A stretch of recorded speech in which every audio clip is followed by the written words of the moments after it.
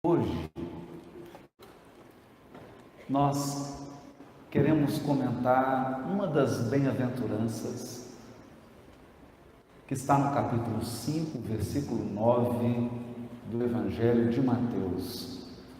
Bem-aventurados os pacificadores, porque eles serão chamados filhos de Deus. Mas antes de adentrarmos na bem-aventurança propriamente dita, nós nos recordamos do prefácio do livro Missionários da Luz. Prefácio ditado pelo Espírito Emmanuel a Francisco Cândido Xavier, em 13 de maio de 1945, em plena Segunda Guerra Mundial. E assim, nesse clima da guerra que desolou a Europa e alterou por completo os quadros da evolução terrestre, impondo profundas reflexões ao ser humano encarnado, em razão da truculência, da violência exibida por nações altamente civilizadas e em função da tecnologia construída para matar mulheres e crianças indefesas, dá Emmanuel o título desse prefácio: Ante os tempos novos. Ante os tempos novos, deixando claro para os encarnados que, na perspectiva espiritual, aquele momento de profunda turbulência era uma espécie de congestão, uma espécie de infecção que precisava ser tratada e que exigia do organismo social terrestre mais profundos sacrifícios em função das substâncias tóxicas ingeridas ao longo de séculos e séculos. Séculos de ilusão, até porque a religião havia falhado de maneira grave na condução espiritual do homem terreno. E começa Emmanuel firme, dizendo assim: enquanto a história relaciona a intervenção de fadas, referindo-se aos gênios tutelares, aos palácios ocultos e às maravilhas da floresta desconhecida, as crianças escutam atentas, estampando alegria e interesse no semblante feliz. Todavia, quando o narrador modifica a palavra, fixando-as nas realidades educativas, retrai-se a mente infantil, contrafeita, cansada. Não compreende a promessa da vida futura com os seus trabalhos e responsabilidades. Todos adoram ouvir historinhas de contos de fadas. Todos que se acercam da religião e da espiritualidade querem ouvir palavras de: há um espírito protegendo você, há um portal de luz te envolvendo para que nada de ruim te aconteça. Há energias benéficas descendo sobre o seu lar, sobre a sua família, sobre o seu corpo físico, para que você não tenha nenhum aborrecimento. Para que a sua caminhada na terra seja como numa estrada verdejante, banhada de sol, ao sopro de uma brisa fresca. Sem nenhuma preocupação, sem nenhum trabalho, sem nenhum aborrecimento, sem nenhuma decepção, Em suma, sem nenhuma dor. Basta que um expositor, um orador, um médium ou um líder religioso mantenha o seu discurso nesse nível dos contos de fadas e ele sempre terá uma plateia muito numerosa, repleta. Porque a mente infantil busca proteção. A mente infantil anseia pelo carinho materno, pelo aconchego de mãe. A mente infantil deseja manter o seu ambiente de criança eternamente. E até nas músicas folclóricas e populares, nós cantamos a infância com uma certa nostalgia de quem gostaria de voltar atrás e viver uma época maravilhosa em que não se tinha preocupação. Eu me lembro, há pouco tempo atrás, meu filho virou para mim e falou assim: pai, hoje é que dia? Eu falei: quarta-feira. Ele falou: quarta é depois ou antes da quinta? Falei: que época boa, né? Você perde a noção de dia. Tudo sob a proteção e o amparo. Os corações ainda tenros amam o sonho, aguardam heroísmo fácil, estimam o menor esforço, não entendem de pronto o labor divino da perfeição eterna. E por isso afastam-se do ensinamento real, admirados, espantadiços. A vida, porém, espera-os com as suas leis imutáveis e revela-lhes a verdade gradativamente, sem ruídos espetaculares, com serenidade de mãe. Olha isso. Serenidade de mãe. Porque a verdade divina não fere, não agride, ela se revela gradativa e adaptada à capacidade de percepção do espírito em evolução. Enquanto os espíritos sábios e benevolentes trazem a visão celeste, alargando o campo das esperanças humanas, todos os companheiros encarnados nos ouvem, estáticos, venturosos. É a consolação sublime, o conforto desejado. Congregam-se os corações para receber as mensagens do céu, mas se os emissários do plano superior revelam alguns ângulos da vida espiritual, falando-lhes do trabalho, do esforço próprio, da responsabilidade pessoal, da luta edificante, do estudo necessário, do autoaperfeiçoamento, eles não ocultam a desagradável impressão.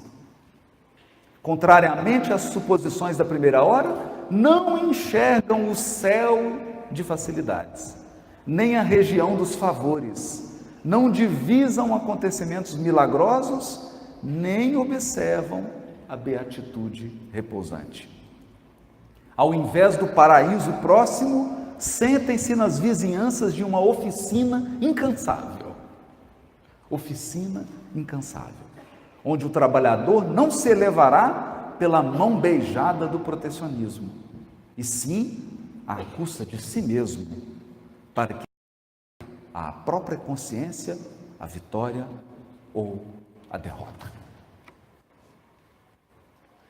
É uma mensagem firme, dada num momento turbulento. E se viemos aqui hoje falar de paz, e dos pacificadores. Por que escolhemos essa mensagem? Porque, guardadas as devidas proporções, também no Brasil e no mundo, vivemos um tempo turbulento. De muita turbulência. Turbulência na economia, turbulência na política, turbulência nas leis, na aplicação das leis, nos costumes sociais, nas práticas. E muitas pessoas têm se desesperado.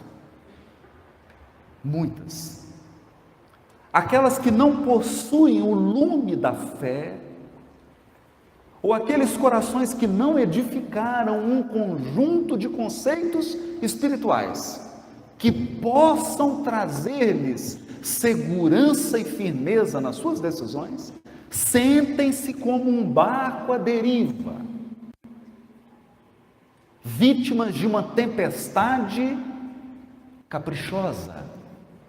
Sentem que as suas vidas estão abandonadas ao acaso, porque construíram uma vida baseada na crença de que a morte é o fim de tudo e a única coisa que importa é garantir o conforto do corpo físico e o acúmulo de bens materiais. Esses vivem momentos de muita angústia. Tanto é assim que nunca antes na história humana o suicídio alcançou índices tão alarmantes. Nunca antes o consumo de antidepressivo foi tão alto. Numerosas pessoas, quase todas as famílias possuem alguém, um membro, um ente querido, que não é capaz mais de adormecer sem o auxílio de medicamentos. Isso revela, por trás de uma abundância tecnológica, por trás de uma abundância financeira em alguns locais, uma profunda angústia interior, uma falta de norte, de bússola. Estamos perdidos. Ao lado desses, os religiosos. Corações que se entregaram à experiência religiosa exterior. São ótimos ritualistas. Frequentam as reuniões, cumprem as etiquetas sociais da sua religião, frequentam o templo, a casa espírita, a igreja, nos dias determinados e combinados. Leem os livros indicados, mas enxergam no trabalho religioso apenas mais um sistema de convenção social, uma espécie de clube, onde desfilam, conversam, confraternizam, mas muito pouco edificam por dentro. Essa religiosidade exterior é como uma fina película de ouro. É preciosa, porque já representa um passo. Deve ser valorizada, porque significa já um esforço da alma na sua ascensão espiritual. Mas ela não resiste ao toque da mais leve dor. O mínimo aborrecimento, a menor das contrariedades, a menor das quedas é capaz de destruir essa fina camada de ouro e revelar um coração revoltado, agressivo, egoísta e caprichoso. Um coração que pretende barganhar com Deus facilidades ao preço de devoção. Eu adoro para que Deus me proteja. Eu oro para que o mal aconteça a todos, menos a mim e a minha família.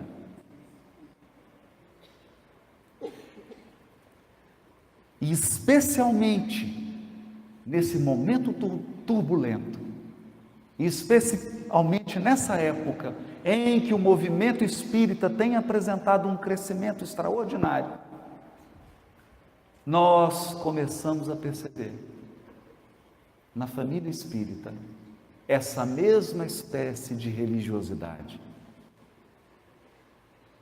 que é uma fina camada de ouro. Basta uma leve notícia de uma crise política e as redes sociais se enchem de manifestações de ódio, de sectarismo, de espíritas. Basta uma crise econômica para que espíritas abandonem sua fé em busca de alguma promessa concreta de bem-estar material, feita por alguma pessoa humana que se intitula Salvador da Pátria.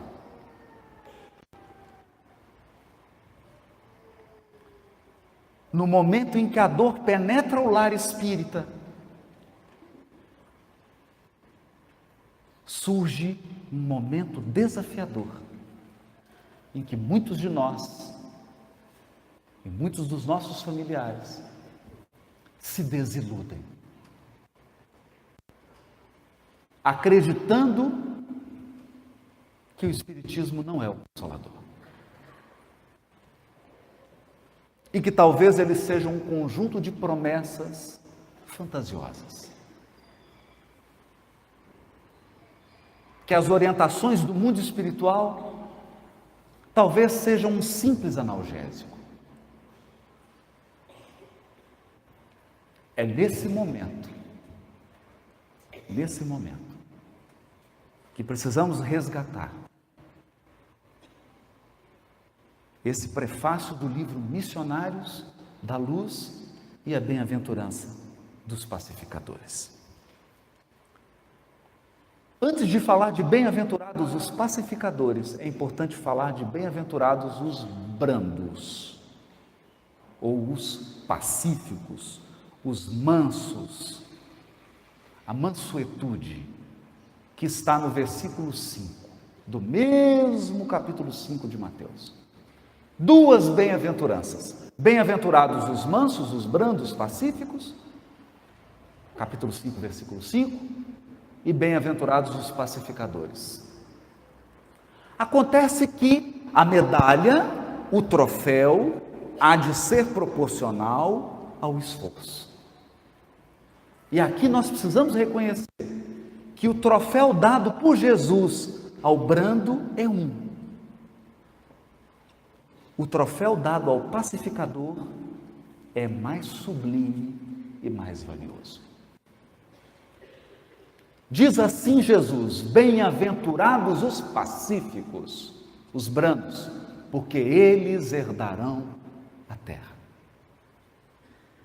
Todas as religiões, seitas e crenças espirituais do orbe falam de uma nova terra.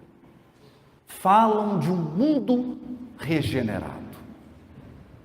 Um mundo que será habitado pelos brandos, pelos honestos, pelas pessoas que possuem doçura e afabilidade, pessoas agradáveis, pessoas amorosas, respeitosas, espíritos que já conseguiram alijar, retirar de si mesmos a velhacaria.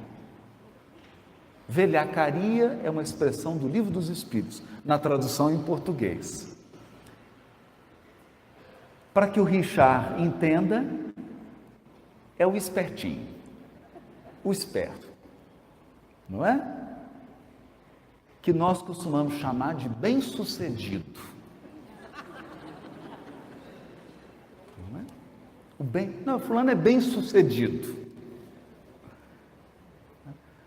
Então, no mundo vindouro, no mundo novo prometido por todas as religiões, quem herda, o habitante, aquele que tem o passaporte para entrar nesse mundo, é brando. É alguém que tem brandura. Brandura. Então vocês imaginem um trânsito em Belo Horizonte em que somente os brandos dirigem veículos. Somente as pessoas brandas. Então você vai passando, a pessoa para e fala, por favor. Não é?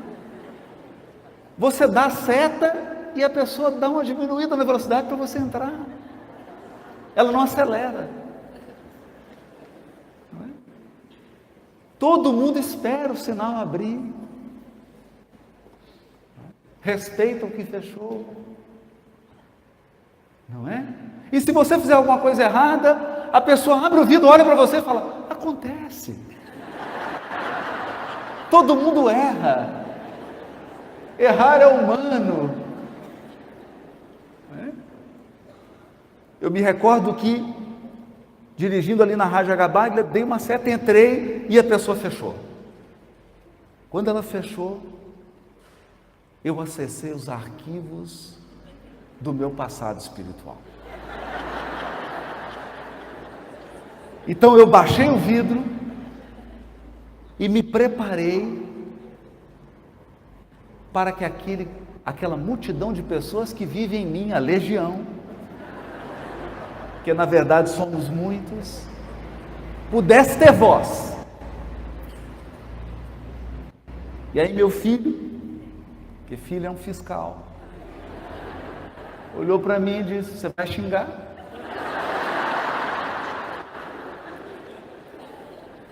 Está nervoso? Eu olhei, pensei, agora eu estou com um problema sério. Disse assim, eu estou querendo. E se for uma pessoa que assiste as suas palestras?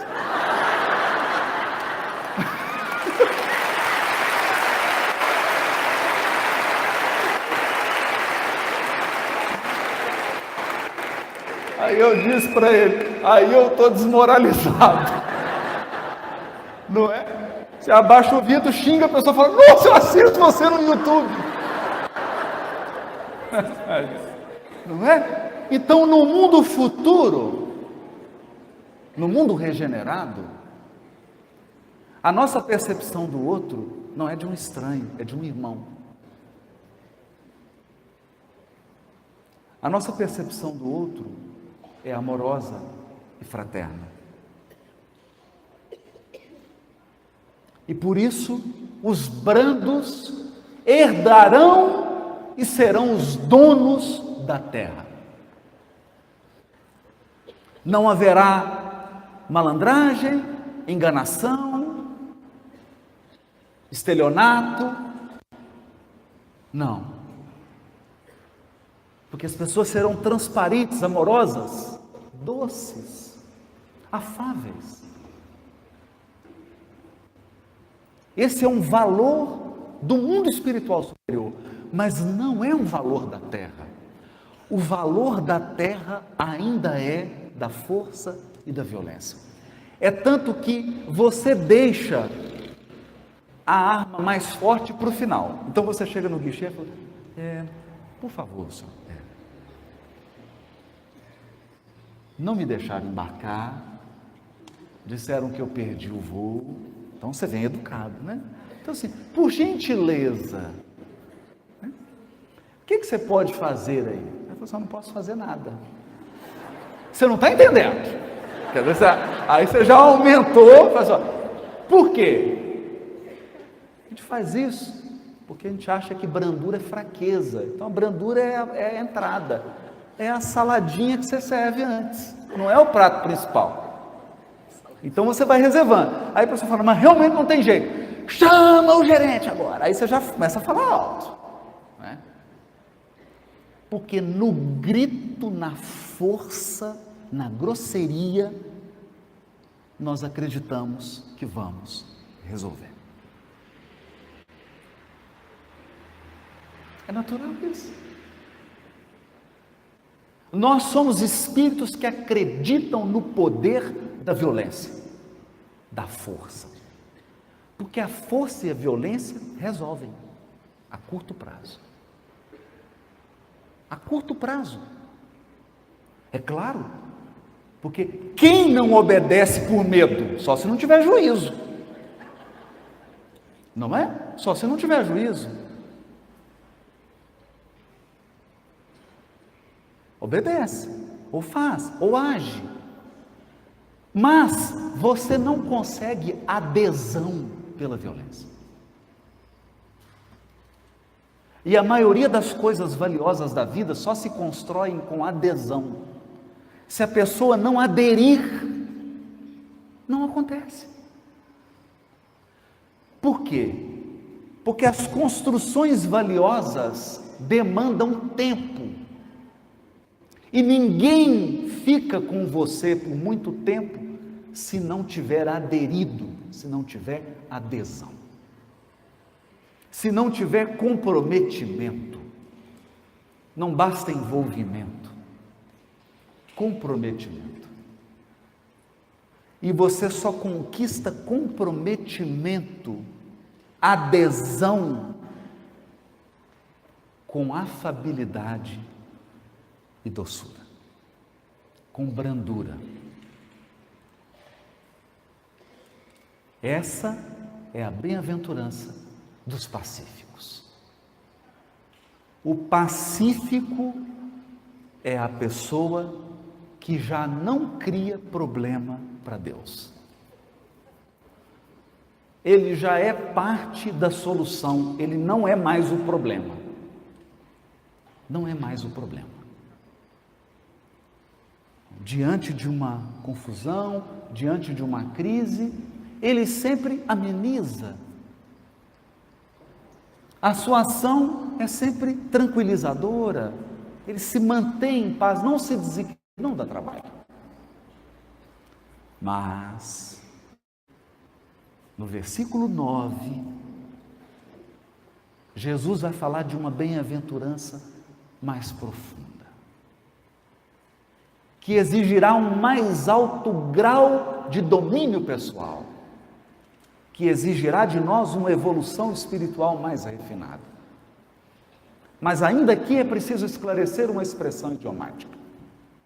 O hebraico antigo, o hebraico que era falado ao tempo de Jesus e antes da sua vinda, é um hebraico concreto, é uma língua concreta. Ela não possui muitos substantivos abstratos, ela não tem essa maleabilidade que as línguas atuais possuem, que até o próprio hebraico moderno possui. Porque hoje no hebraico moderno você tem até Coca-Cola no vocabulário. Então a língua já se flexibilizou. Mas o hebraico antigo é uma língua que não possui muitos adjetivos. Então adivinhe, se você vai dizer em hebraico antigo, se você estivesse aqui conversando com Moisés e você quisesse dizer para ele assim: você, Moisés, é um espírito iluminado. Como é que fala iluminado em hebraico? Não fala. Né?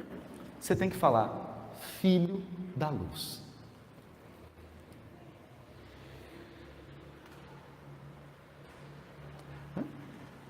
Mas não é claro isso? Olha só. Você está olhando uma ovelha. A ovelha tem um filhotinho. Filhote de ovelha não é camelo, né? Filhote de vaca é bezerro ou novilha. Então, o filho da luz é o iluminado. Filho da sabedoria é o sábio. E filho de Deus Filho de Deus, é o Espírito imortal que alcançou seus potenciais divinos. É o ser divino. Vós sois deuses, com D minúsculo. Bem-aventurados os pacificadores, porque eles serão chamados filhos de Deus. O pacificador é alguém que já exprime o caráter do próprio Deus. Ele já alcançou seus potenciais mais elevados. A sua ação, a sua conduta, a sua atitude, sua fala, seus pensamentos, seus sentimentos são expressões do próprio Deus, com o qual ele está em comunhão, em sintonia, em profunda ligação. Como diz Emmanuel no capítulo 30 do livro Fonte Viva, porque também nós, os espíritos imortais, trazemos o gene da divindade. Também nós, os espíritos imortais, trazemos o gene da divindade. Estamos em Deus, tanto quanto Deus está em nós.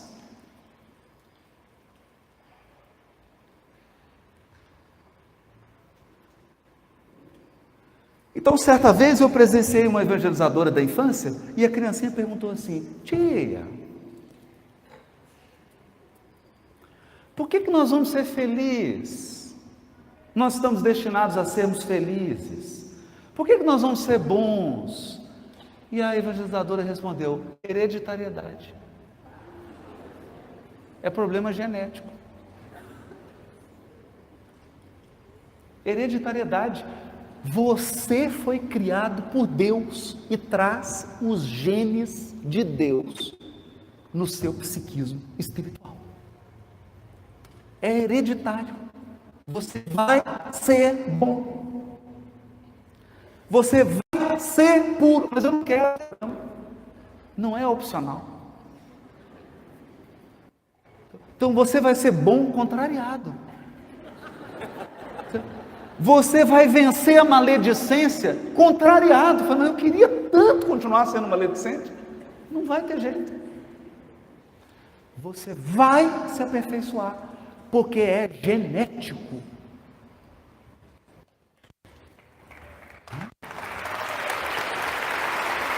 Por isso,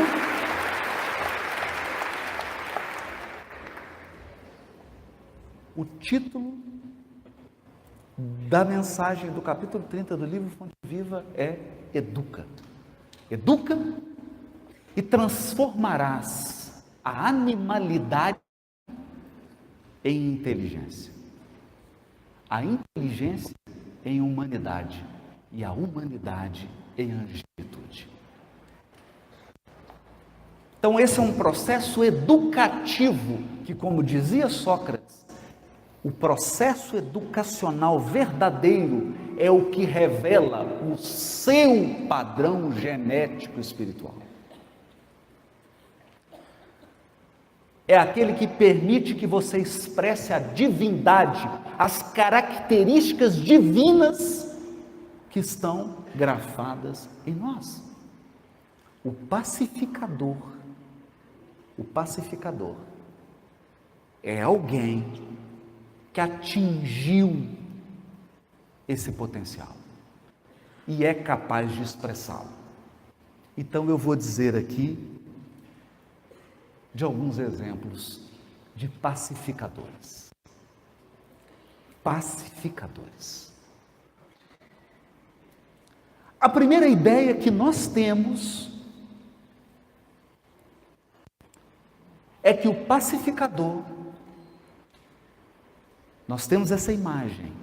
Aliás, gente, nós imaginamos que os anjos estão em alguma instância hidromineral do mundo espiritual com águas quentes, termas.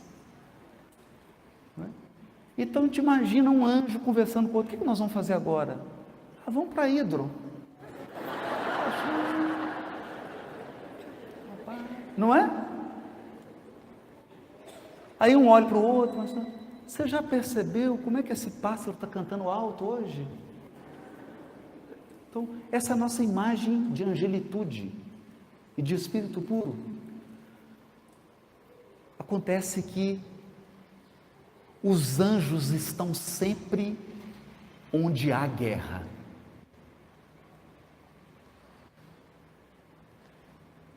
Os anjos estão sempre onde há maldade. Sobretudo quando há truculência, quando há excesso de violência, é ali que tem a maior concentração de espíritos puros. Por quê? Porque eles são a brigada de incêndio. A brigada de incêndio da providência divina são os pacificadores.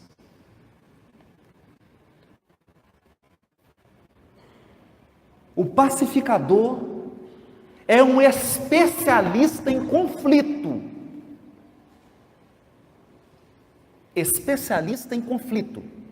Então, quando a fofoca aumenta muito, quando a intriga cresce demais, quando as pessoas começam a se desrespeitar, a se violentarem, os pacificadores são acionados. Por quê? Porque eles têm uma profunda habilidade em lidar com a maldade e com o conflito. Mas com um detalhe: eles jamais se utilizam de instrumentos do mal. Então eu vou começar aqui com alguns exemplos concretos. 1984, e o mundo concedeu o Prêmio Nobel da Paz ao bispo sul-africano Desmond Tutu. Aquele que representou a autoridade religiosa, o verdadeiro espírito do cristão, o verdadeiro espírito franciscano, podemos dizer, da pacificação, em função de um trabalho exercido em uma das épocas mais pavorosas da história da África do Sul, que foi a do regime do apartheid. Certa feita, Desmond Tutu convocou uma manifestação. Uma manifestação, não como as que acontecem no Brasil. Uma manifestação que levou dezenas de milhares de pessoas para a praça principal de Joanesburgo. E então, o regime do apartheid, acreditando que aquele líder religioso iria promover uma baderna, cercou a praça e colocou no meio da multidão soldados fortemente armados e dispostos a matarem.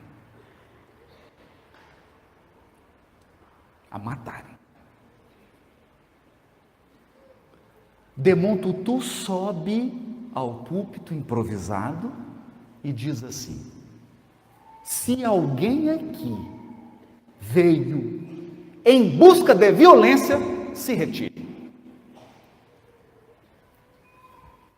Essa é uma manifestação pacífica, honrada, digna de um verdadeiro cristão. Já começou assim. Aí esvaziou um pouquinho o movimento, né? Que algumas pessoas saíram. Não haverá um ato de violência. Nós não viemos aqui desobedecer as leis. Não viemos aqui criar desordem. Então, soldados, fiquem em paz. Fiquem tranquilos. Mas eu quero dar um recado para vocês. Milhares de soldados, ele disse assim: vocês já perderam.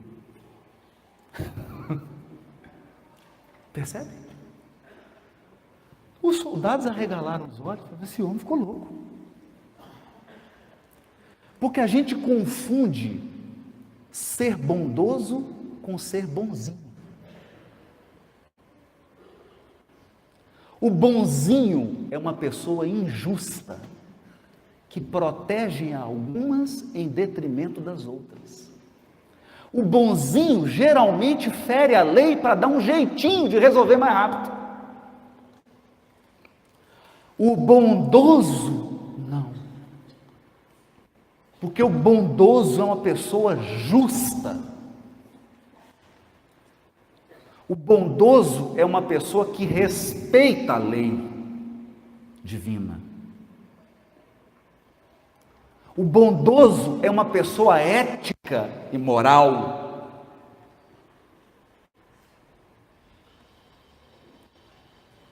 E quando nós falamos do bondoso, nós estamos entrando no universo do pacificador. Então, Desmond Tutu não era bonzinho, ele era bondoso. Então ele disse para os soldados: vocês já perderam. O regime de vocês já caiu. É só uma questão de tempo. Não tema a mim, nem aos manifestantes. Vocês já perderam e eu vou dizer a razão. O que mais me impressiona na fala de Desmond Tutu é que ele é um bispo anglicano. Ele nunca foi a uma reunião mediúnica.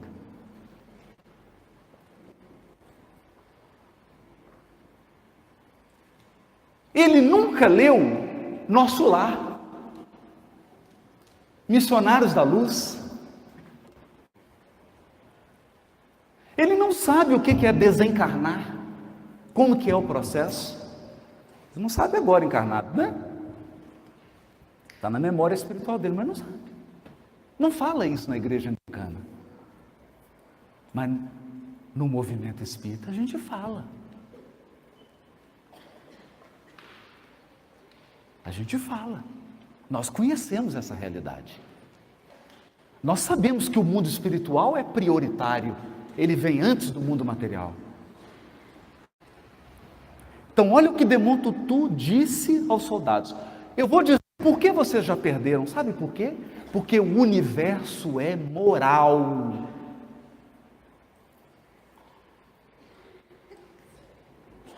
O universo exibe o caráter do próprio Deus.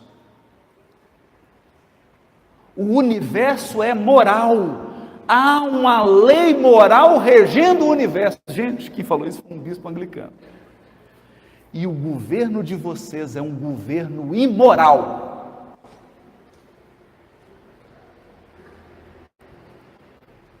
Como o regime do apartheid e todo preconceito de cor é imoral, vocês já caíram, vocês já perderam, porque ninguém vence a Deus.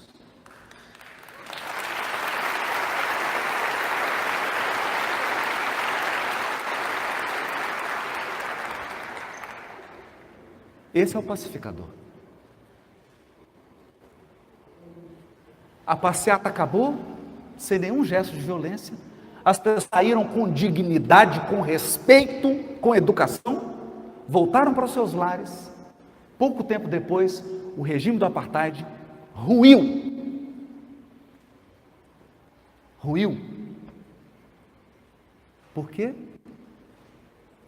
Porque nós também já ouvimos isso, não da boca de Desmond Tutu, mas da boca de Emmanuel. O mal como expressão da criatura, é sempre temporário e limitado em suas manifestações. Só o bem, que é a característica do Criador, é eterno e ilimitado. Nós não acreditamos nisso.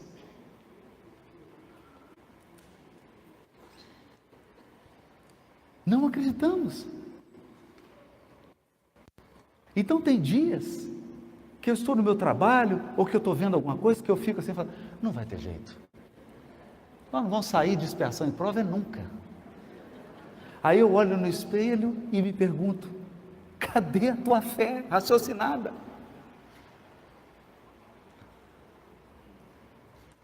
Cadê sua fé raciocinada? Somente o bem, expressão do Criador, é eterno, imutável e ilimitado. O regime acabou, Nelson Mandela foi libertado, conduzido à presidência da África do Sul, e ele chama Desmond Tutu para ser o seu ministro. Mas esse ministério era muito curioso. Era uma espécie de Ministério da Justiça. Esse ministério, eu estou usando a palavra ministério só para a gente entender, né? Fazendo uma analogia, porque chamava-se Comissão da Verdade e da Reconciliação. Comissão da Verdade e da Reconciliação.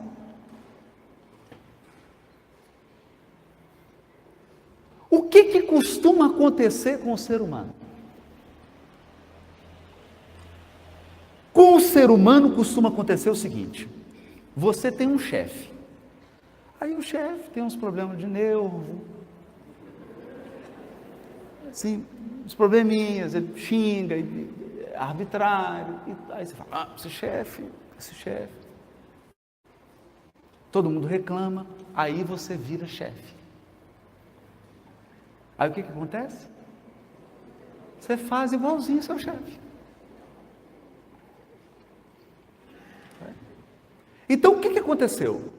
A África do Sul era dominada por pessoas de pele clara, que dominava pessoas de pele mais escura. Agora, as pessoas de pele escura estavam no poder. O que você espera? O troco. O troco. Porque a gente adora aplaudir quem dá o troco. Nós somos uma sociedade que cria pessoas violentas e pessoas vingativas. Então a criança chega e fala, o que foi, filho? Está vermelhinho aqui, tomei um tapa. Mas deu outro, né? Mas deu outro. Mas deu outro. Entendem? Ah, mas aí é ingênuo. É ingênuo, né? Uai, filho, você está de raspão, tomou um tiro, mas dei outro, pai.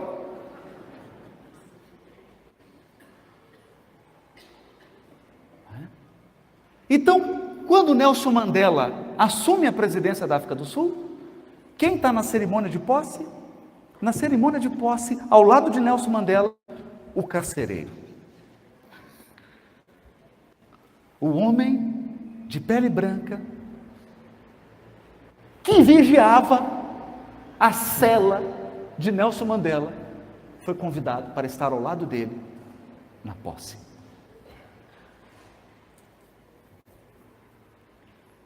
Desmond Tutu assume o ministério, Comissão da Verdade e da Conciliação, ou Reconciliação.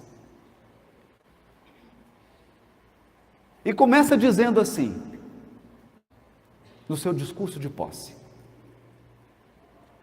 se nós implantarmos na África do Sul, olho por olho, dente por dente, seremos uma nação de cegos e banguelos. Cegos e banguelos. Porque o regime do apartheid deixou miséria, violência e dor. Injustiça, ódio, homicídio, estupro, toda espécie de truculência de que um ser humano é capaz. E ainda tem gente que acredita no diabo. E precisa. Precisa de diabo.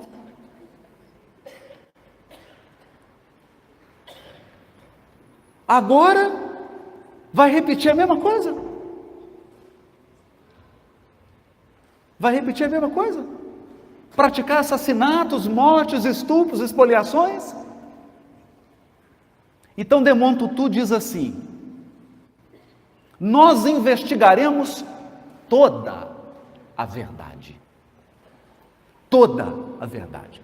Todos os crimes do apartheid serão investigados e todos os responsáveis serão identificados, porque a lei divina é de responsabilidade.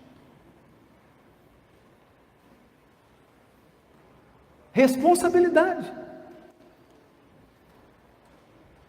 Mas nós não estamos acostumados com isso. Nós estamos acostumados com quem é o culpado. Então, quebrou isso. Quem que é o culpado? Fulano. Cadê fulano? Está nos Estados Unidos trabalhando. Ah, então tá bom. Entende? Porque se a pergunta é, quebrou, quem que é o responsável? O responsável sou eu. O responsável por quê? Por arrumar. A lei de causa e efeito é uma lei de responsabilidade. Uma pergunta, quem que é o culpado? Eu pergunto assim, quem que é o responsável? Aí você fala assim, sou eu. Filho, então volta. Não é? Eles olham assim e falam assim, quem que adulterou essa Bíblia aqui? Eu. Então volta, filho, traduz.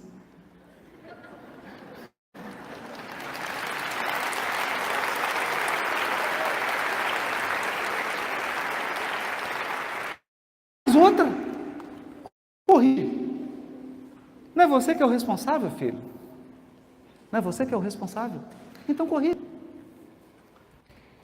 E comissão da reconciliação? Na prática foi o seguinte, identificou-se todos aqueles que se desviaram, inclusive, da normalidade, porque em todo regime tem aqueles que abusam e cometem crimes sob o manto da legalidade. Então identificou-se todos e colocava a família ou as vítimas, a família das vítimas, ou as vítimas, de frente do causador do problema. Reparavam no que era possível os danos causados e o agressor era estimulado a pedir perdão à vítima ou à família das vítimas.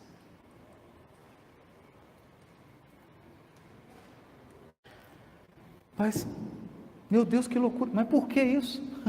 Por quê? Sabe por quê? Porque eles eram vizinhos. Que eles moravam na mesma cidade, no mesmo bairro. E era preciso pacificar a África do Sul. Por conta desse projeto, que fez o que pôde, é claro, Desmond Tutu ganhou o Prêmio Nobel da Paz. Ele é, portanto, um pacificador.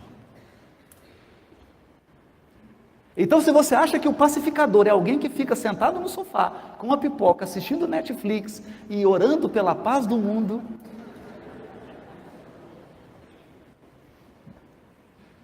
cuidado. O pacificador está dentro dos presídios.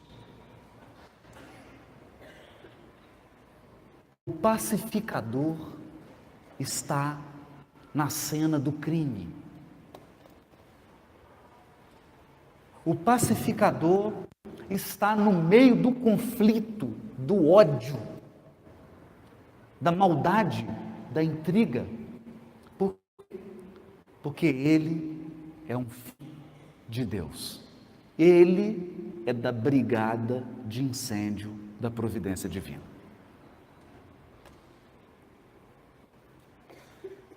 Agora eu vou para a Índia. Esse todo mundo conhece. Porque perguntaram para ele: Gandhi, qual que é o caminho para a paz? Ele disse: não tem, a paz é o caminho. A paz é o caminho. Mas eu me recordo do dia em que Mahatma Gandhi estava caminhando pelas ruas e um soldado o abordou, sabendo que ele era Gandhi, aproximou-se dele, um soco no rosto de Gandhi. Gandhi caiu no chão, ajustou suas vestes, levantou-se. O soldado deu outro soco, derrubou novamente no chão.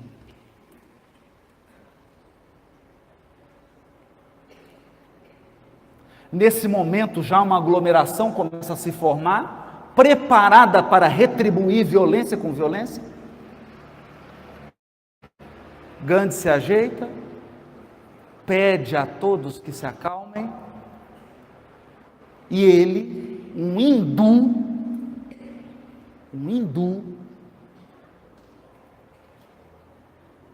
responde ao soldado que lhe pergunta. O soldado que o deu 2 socos, um brutamontes, covarde, pergunta: quem te ensinou a ser um covarde? Sabe o que Gandhi respondeu? Esse homem que você traz no crucifixo pendurado no seu pescoço.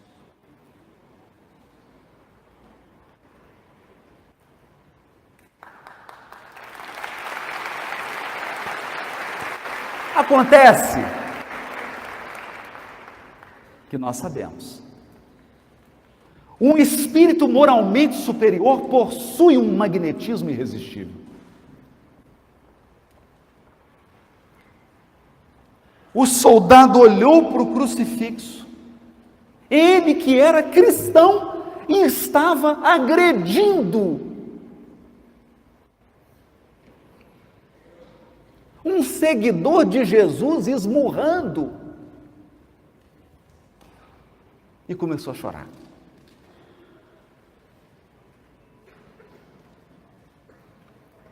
Gandhi é um pacificador.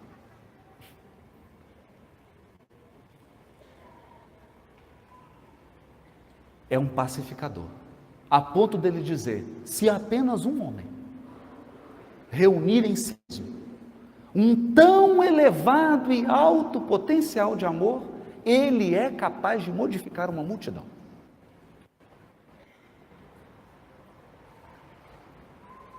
Uma multidão.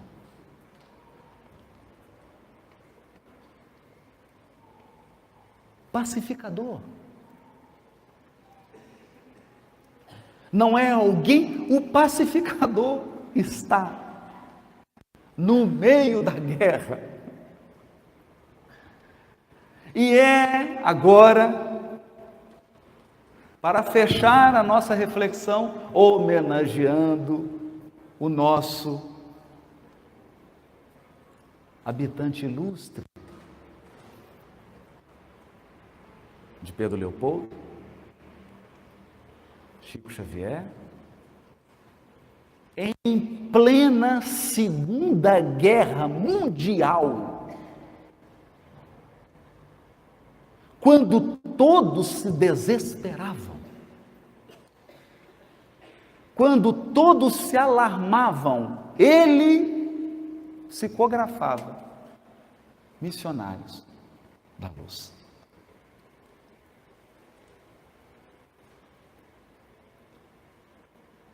E eu pergunto: missionários da luz está na minha mão, cadê a guerra? Passou. Passou.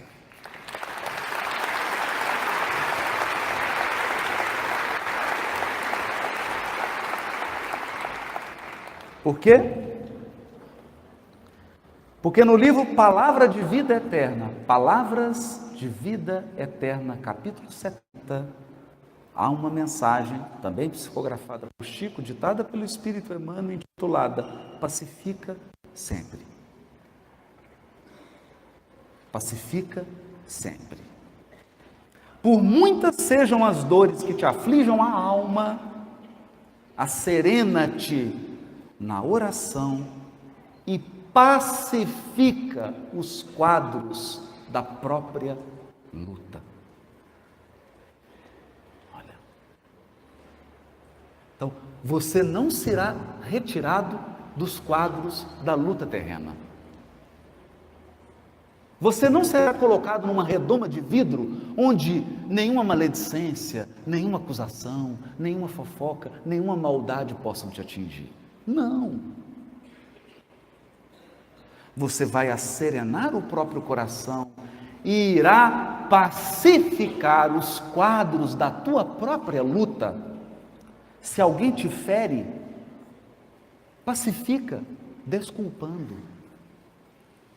Se alguém te calunia, pacifica, servindo. Se alguém te menospreza, pacifica, entendendo. Se alguém te irrita, pacifica, silenciando. Porque os filhos da maldade e os filhos da guerra são criaturas humanas que ferem, caluniam, prezam e irritam os outros. Mas os pacificadores, criaturas humanas que desculpam, servem, entendem e silenciam. Silenciam. O perdão e o trabalho, a compreensão e a humildade são as vozes inarticuladas da tua própria defesa. E aqui eu vou dizer uma coisa. Isso aqui é mais forte que o escudo do Capitão América.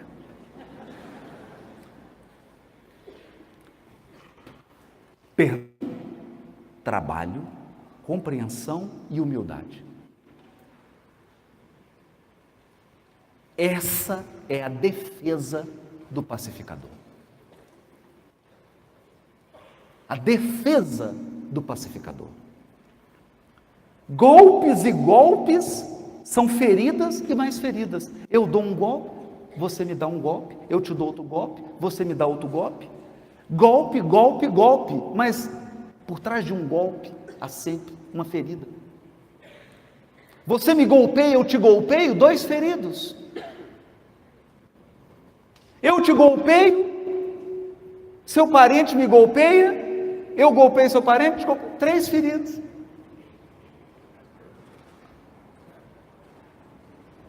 Olha isso. Golpes e golpes são feridas e mais feridas. Violência com violência somam loucura. Loucura. Loucura. Eu já atendi um pai de família, ele chegou chorando. Chorando. Interrogatório. Eu disse, eu quero tomar uma água, o que aconteceu? Doutor, eu tenho 30 anos de casamento. Meus filhos são formados. Eu estava no trânsito, começou com a discussão, eu peguei o revólver, dei um tiro no meio do peito. Eu nunca quis matar. Eu nunca quis matar. Mas, que vontade dá, né? Você está no trânsito, não dá vontade? Você começa a brigar, daqui a pouco você quer dar um tiro. Que loucura! Isso é loucura, gente. É loucura.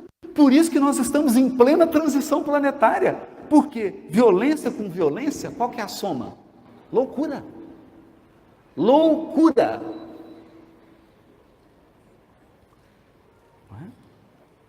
Não ergas o braço para bater, nem abras o verbo para humilhar. diante de toda perturbação, cala e espera, ajudando sempre. Cala, espera, ajudando sempre.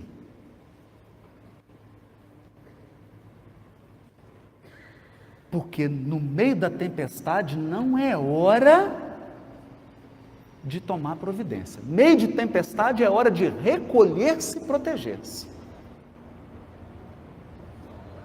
Eu não estou falando de chuvinha, eu estou falando de furacão, de tempestade. O que você faz numa tempestade? Vai tomar providência? Não, você vai esconder. Né?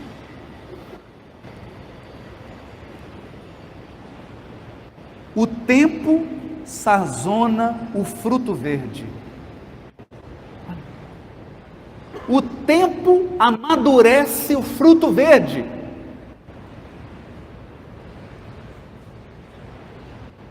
Altera a feição do charco. Amolece o rochedo e cobre o ramo quebrado de novas flores. O tempo. O tempo. O tempo. É tão bonito. Vamos fazer uma homenagem, né, ao nosso amigo Richard. É tão bonito. O inverno vem assim na Europa, né? Fica tudo sem flor, sem folha, seco. Parece que a vida da natureza foi embora. Até os rios ficam geleiras e você fala, acabou. Daqui a pouco vem a primavera e tudo aquilo se enche de vida e você se pergunta, de onde veio tanta vida? Né? Censura é clima de fel, azedume é princípio de maldição. Onde estiveres, pacifica. Seja qual, pacifica. E perceberás, por fim, que a paz do mundo é dom de Deus, começando de ti. Muito obrigado, um abraço para todos.